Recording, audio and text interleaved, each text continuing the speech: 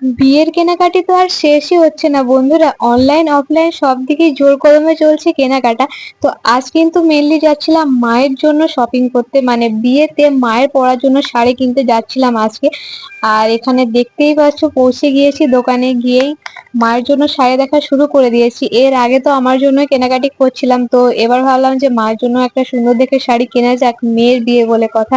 তো এখানে দেখতেই পাচ্ছ অনেক রকমের শাড়ি টাড়ি দেখছিলাম, আর যে শাড়িগুলো দেখাচ্ছিল আমারও না বেশ ভালোই লাগছিল, মানে আমার নিজেরও পছন্দ হয়ে যাচ্ছিল। আর বেশ ভালোও লাগছিল, কিন্তু খুব মজা লাগছিল আর কি শপিং টপিং করতে।